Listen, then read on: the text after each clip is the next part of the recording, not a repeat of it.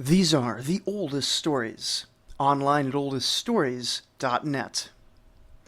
There really wasn't much to say about Canaanite history prior to the Late Bronze Age. The early and middle Bronze Ages are mostly the story of Byblos, with a few occasional details about the folks surrounding them. But as I mentioned last episode, it is a challenge to get much serious archaeology done in the Levant, thanks in large part to the continuous settlement in the region. While folks around the world consider themselves, I'm living on ancestral land, that is more literally true in Canaan than it is in most places, where the modern day cities are often sited exactly on top of the old cities. In much of Mesopotamia, by contrast, the changing courses of the two great rivers and the salinity problem have meant that the ancient cities would dry up every few hundred years and need to get moved around. Even the old site of Old Babylon is slightly off from where later Babylon was, as the Euphrates at some point shifted and appears to have drowned half the old city. Not only have the ancient sites degraded by thousands of years of random people picking up neat stuff off the ground, but also it's tough to dig where there are already modern buildings in the way. And that's not to mention the political hazards involved in digging up stuff in a contested Holy Land. Despite all this, though, the Late Bronze Age offers up a bit more in the way of archaeology. And perhaps more importantly, it has what is perhaps the greatest single cache of documents in maybe all of Near Eastern archaeology, the Amarna letters.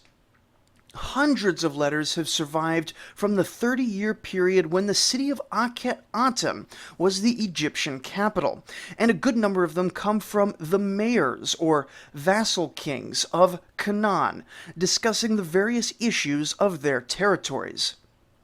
But before we start talking about what those vassal kings said, we should take a step back and see how these once fractious and independent city-states became vassals in the first place. Now, our story begins around 1600, though here too we're looking at the consequences of things which occurred a century or two earlier in faraway lands. Those who remember the beginning of the Hittite series, which I will admit was a long time ago by podcast standards, will remember the tales of Pitana, Anita, Labarna, Hattushili, and Mershili, the kings who, over the course of 1 or 2 centuries in the Middle Bronze Age, 5 times rose up to conquer a massive chunk of Anatolia before seeing the empire collapse around them at their deaths. Well, I guess they didn't see the empires collapse because they were dead, but you get what I mean. When we discussed these back in episodes from 58 to 62, it was in the context of the rising Hittite Empire, with very little discussion of the people on the receiving end of these massive wars.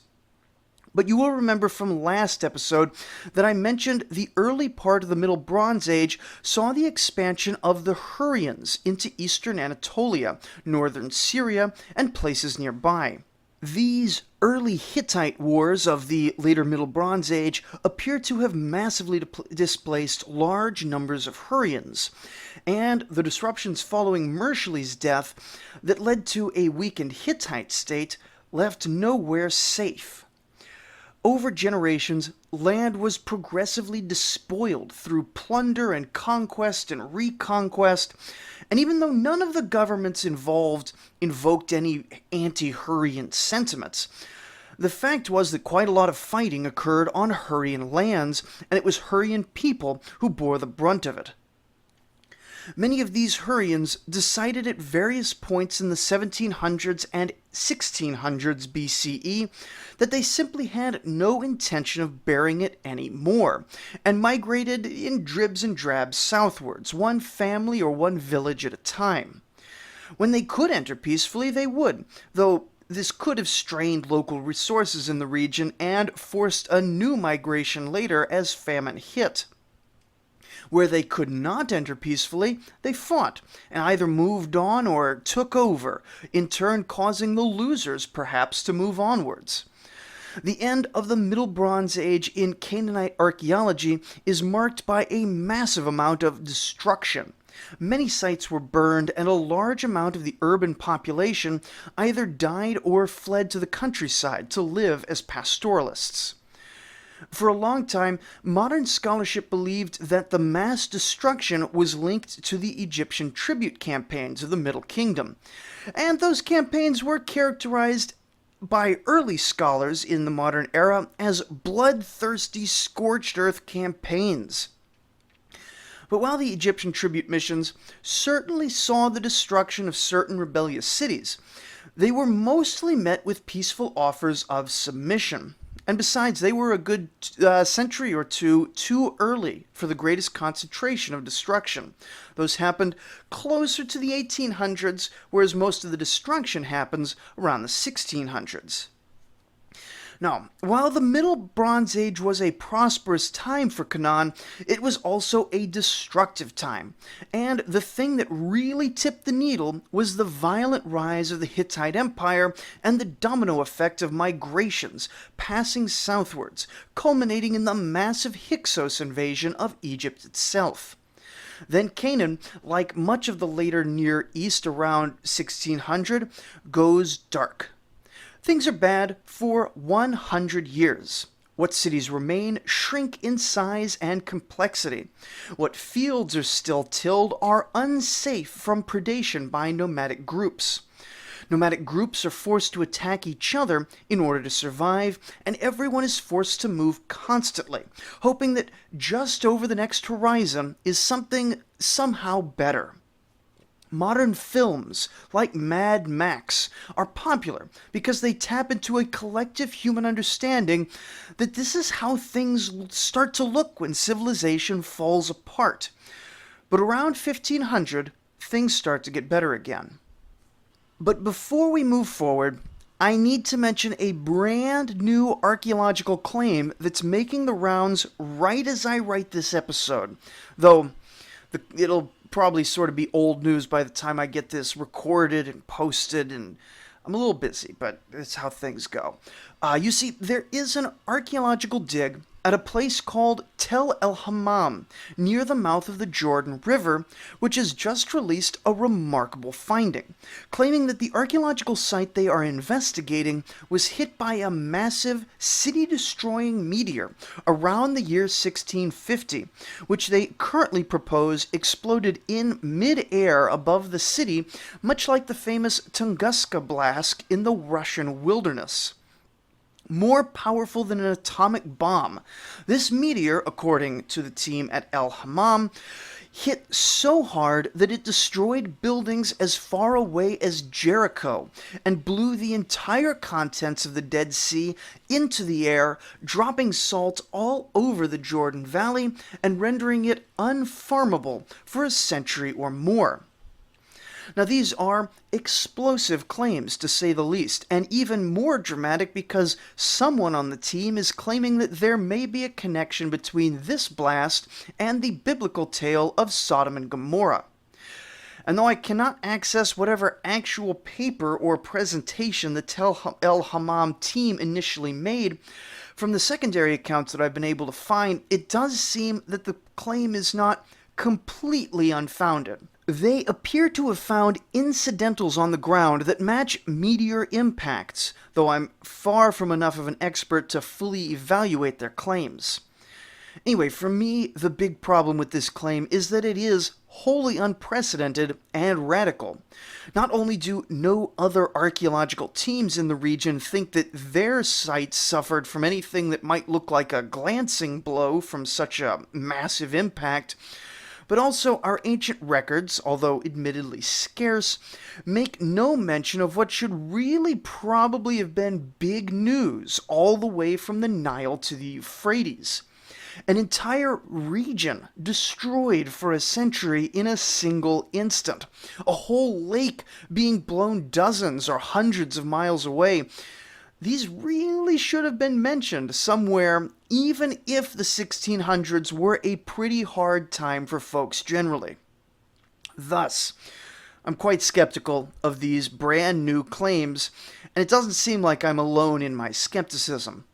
Perhaps in the next few years, our understanding of the end of the Middle Bronze Age will undergo a revolution.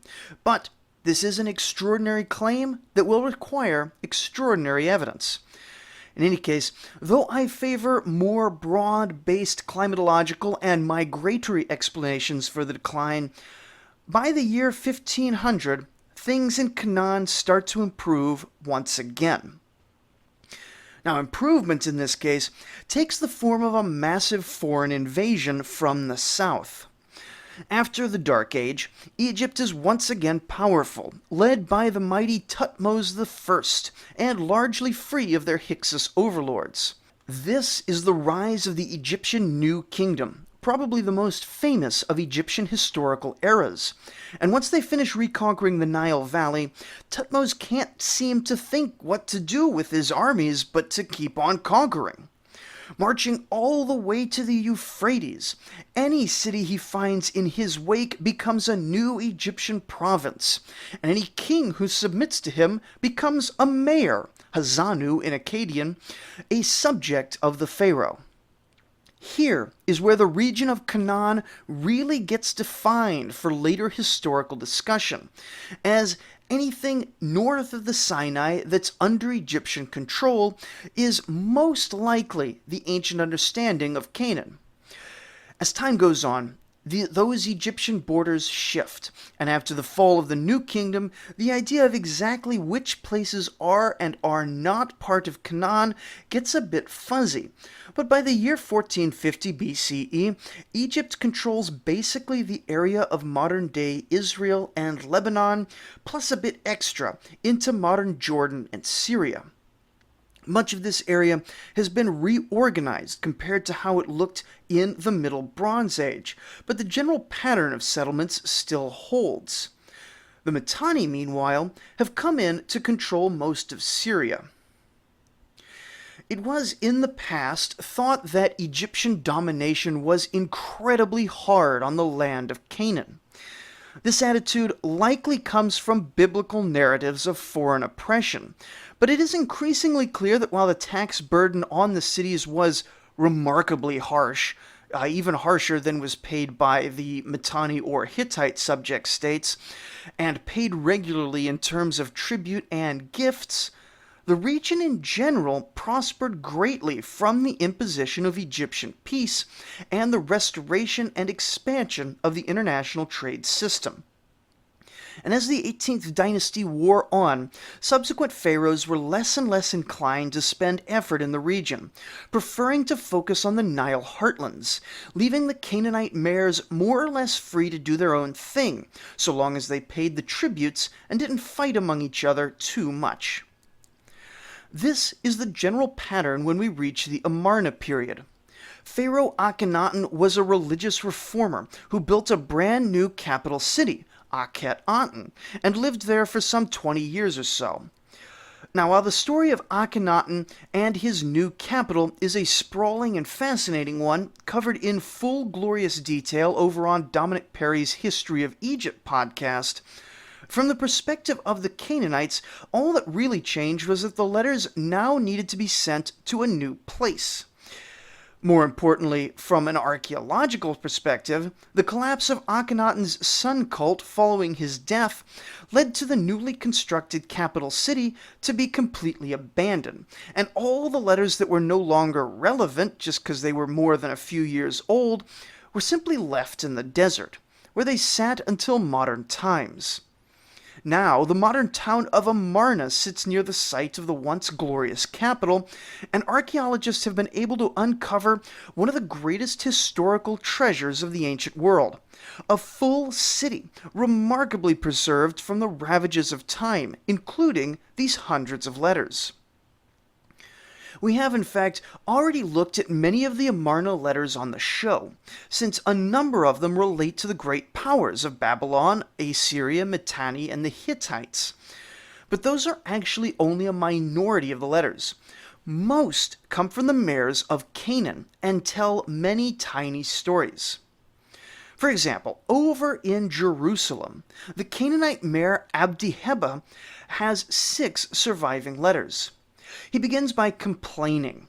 It seems that he was under attack by a fellow named Enhamu, someone we know from many of the other letters to be something of a roaming bandit, traveling around and attacking cities, extorting wealth, and likely trying to secure one of these towns for his own glory and security. The Pharaoh was sent an envoy asking for aid against an attack by Enhamu, but Abdi-Heba and the troops of Jerusalem were forced to beat him back on their own before the Pharaoh was able to send any aid. Instead of sending a message claiming a victory for himself, Abdi-Heba seems to have had somewhat of a negative outlook and is preferring to complain that no aid was received in time. Now, in his next letter, we can kind of see why he's so negative. For even though he has won this first battle, the long-term prospects against Enhamu and the other Habiru bandits were grim. First of all, he's concerned that he's being slandered in Pharaoh's court, that some are accusing him of abandoning his duty to protect Jerusalem on behalf of Egypt. Now, he says in the letter directly to these slanderers that they are supporters of the Habiru underclass of bandits and renegades, and they are opponents of the cities, essentially accusing them of siding with barbarians against civilization.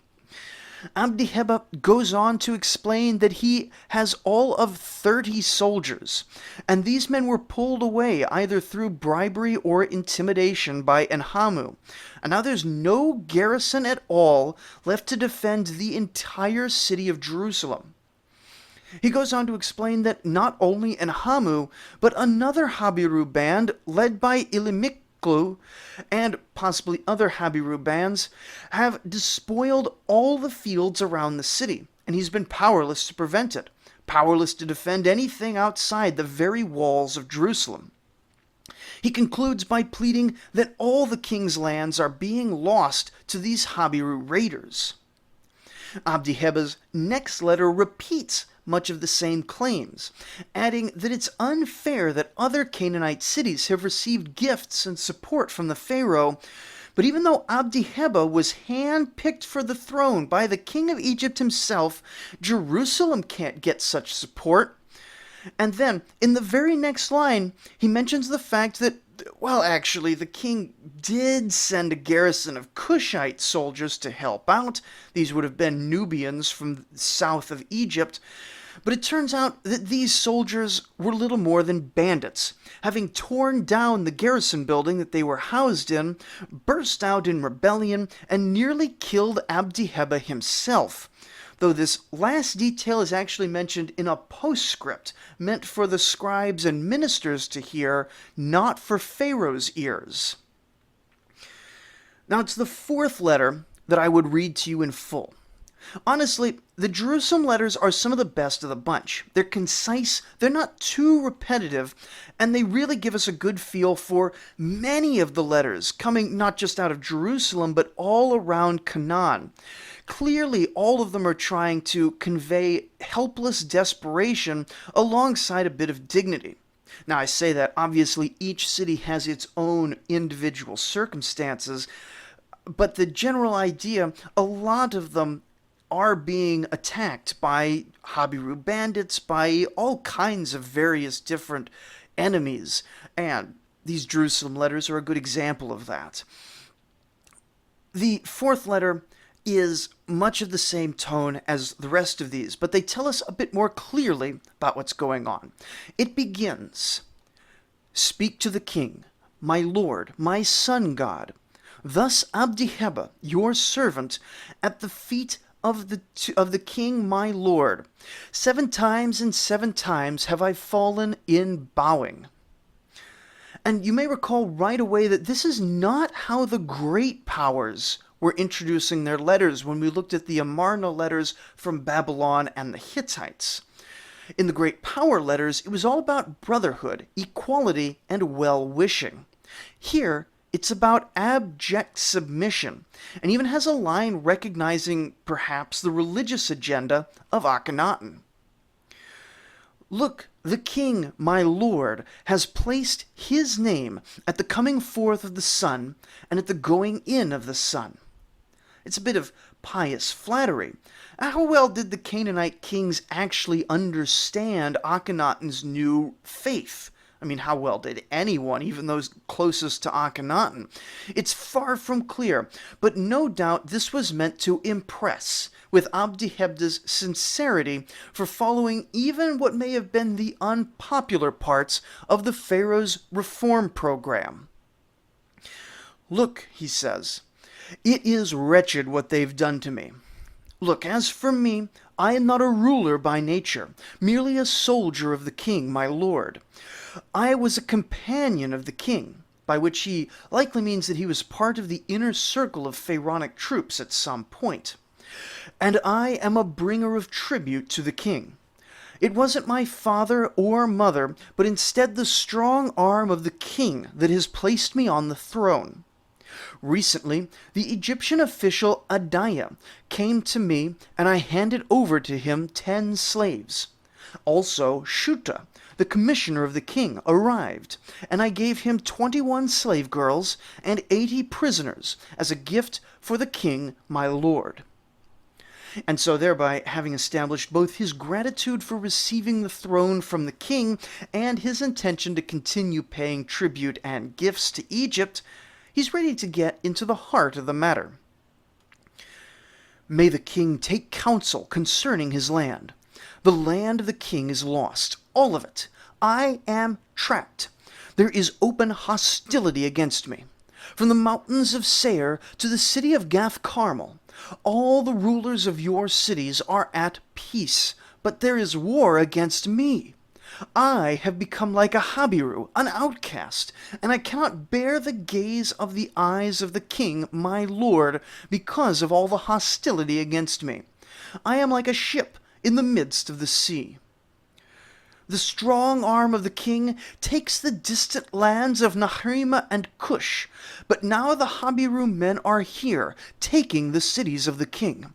There is not one loyal mare left to the king, my lord. All are lost. Look, when the mare Turbasu was killed at the great gate of the city of Silo, the king kept silent. As for Zimreda, ruler of Lachish, the servants abandoned him, joining the Habiru outcasts, and smote their lord. Yapet-Hada was also killed at the city gate of Silo, but the king says nothing of that either. Why has the king not asked about these men? So may the king show concern for his land, and may the king turn his attention this way, and may regular troops come forth to these lands. If there are no regular troops in this current year, then lost are all the territories of the king, my lord. Have the other mayors and officials not been reporting to the king, my lord, that the land of the king, my lord, is lost, and all the mayors are lost? If there are no regular troops in this current year, may the king dispatch a commissioner, and let him take me to you with my top nobles, so that we may die in Egypt with the king, our lord. Obviously, he means instead of dying here in Jerusalem, which is kind of a pit. The letter ends with a subnote intended for the scribe who would be reading this to the Pharaoh. And these little postscripts are pretty common, and this one reads, "To the scribe of the king, my lord, thus Abdi-Heba, your servant, says to you, at your feet I have fallen. Present nice words to the king, because I am your servant and your son." Now, there is a good bit going on in this one letter, and though we have at least the surviving parts of the Amarna archive to let us know that the Egyptian bureaucracy did in fact know about the situation over in Canaan, there's an open question in all of these letters of to what extent are these vassal rulers faking it to get attention? Here, Abdi-Heba does not get the soldiers he asks for, which we know because he has another surviving letter still asking for soldiers, and yet Jerusalem does not fall during the Amarna period. We do know that there is one sense in which he's either faking or misinformed, that is, representing all his neighbors as at peace and prosperous while he alone is struggling. It's simply not the case, and the Pharaoh should know from other letters, and also we know from our various other sources, archaeologically speaking. But overall, when reading these letters from the Canaanite region, it is possible to get the sense that we're hearing from a pack of crybabies, forecasting one doom after another, none of which ever seem to materialize. In the letter archive, we know that most of them send more letters after announcing their imminent doom. And in wider history, we know that Egypt generally managed to hold on to Canaan until the Bronze Age collapse. Still, that's nearly 2 centuries away at this point. One particularly famous set of letters, written by a certain Ribhada, lord of Byblos, contains over 60 different letters, each one insisting that the situation is more dire than the last time he wrote. And there are many modern sources that see the whole collection of letters from vassals as inventing crisis, or at least overstating it in order to get attention. For myself, though, I see things a bit differently. Even though these are basically courtiers trying to get the Pharaoh's attention, the equivalent of modern politicians making appeals to voters and thus inherently untrustworthy, we can take a look in these letters at what these mayors are requesting. They don't want relief from taxation or for gifts from the capital. I mean, maybe they did, but they're not asking for it in these letters, even though we know that their tax burden was crushingly high. No, they want, almost to a man, soldiers from Egypt, symbols of the Pharaoh's authority, which will bring with it more inspections of their dealings, less independence, more unpopular reminders of the city's subjugation. And what's more, the number that they think they need to secure these cities is almost hilariously low. In the final letter we have from Abdi-Heba, he wants only 50 regular soldiers to secure all of Jerusalem and the surrounding areas from these Habiru bandits. In letters from other cities, the numbers discussed are not much larger, 100 or 200 at times. Now, this helps, by the way, to suggest the lower end of population estimates. Late Bronze Age Canaan likely had fewer than 250,000 people living in it, and no city was larger than 10 or perhaps 20,000 strong at best. But these are small cities, with small mayors asking for small additional troops, which they will likely be on the hook for feeding and housing. If they're asking for this extra burden, it seems likely to me that these mayors really are worried about the security situation in the region. And Jerusalem is not a unique situation.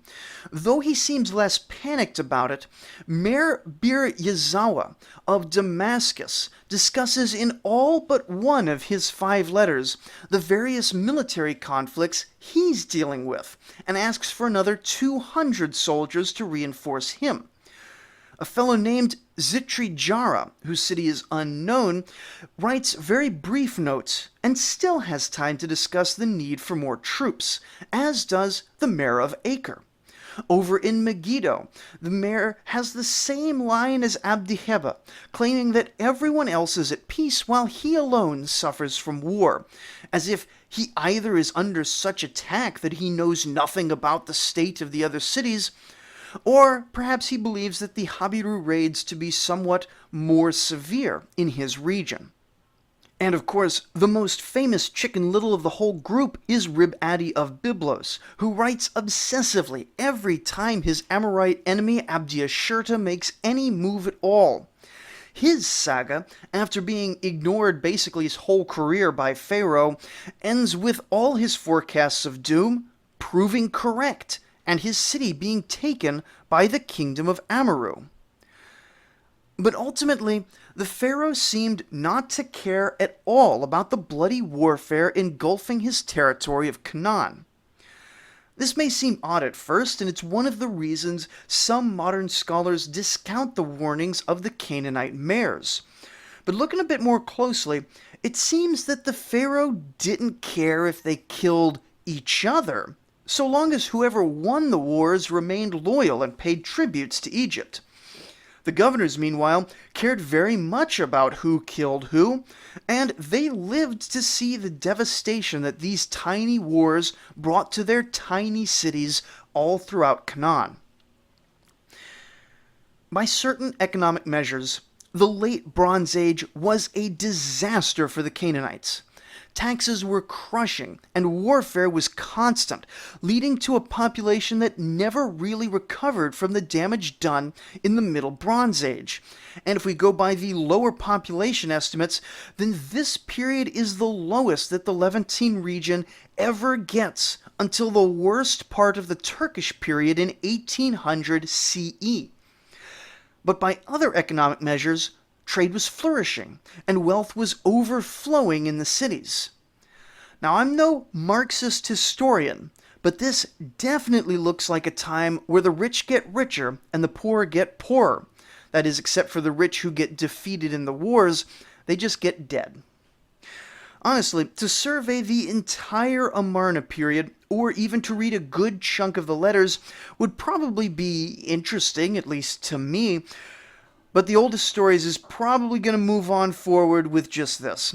I honestly just don't have time to get deep in the weeds here.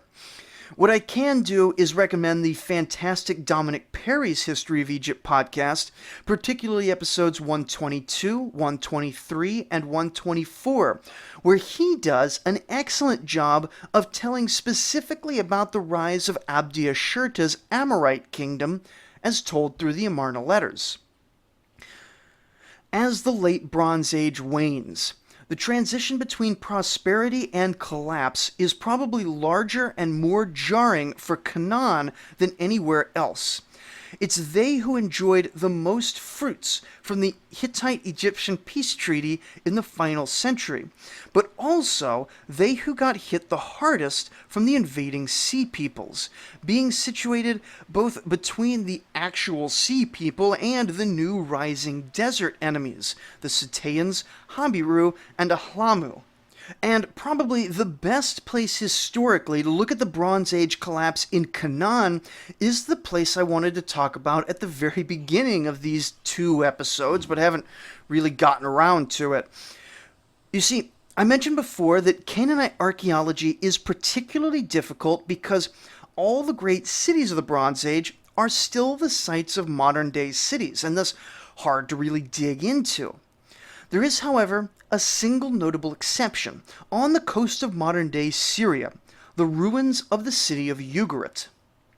Ugarit was abandoned during the Bronze Age collapse, and the site never reoccupied, leaving it, like the city of Akhet-Aten, where the Amarna letters were dug up, an archaeological treasure trove. But saying it was abandoned is telling the end of the story before I tell the beginning. That story, however, we'll have to wait for another day, since what I had originally intended to be a single mini-episode covering all of Phoenician history has ballooned yet again into something much grander. Now, how long this series on Canaan will go, I have no idea, but I'm optimistic about holding to this general posting schedule, at least while I'm sort of on break, though of course I can't guarantee anything for a little bit, as I'm still sort of in a life transition. Also, the closer I get to the Iron Age, the more I realize still needs to be covered before we leave the Bronze Age. I'm getting so excited for some of the topics that I want to get to them that something else like sleep or maybe real life or having a real job, one of these things is going to have to make way so that I can find time for all of these end of the Bronze Age episodes I want to get to. The next episode, though, we're going to look at the history of Ugarit, but who knows what's going to happen or when it will be out. Until then, thank you for listening.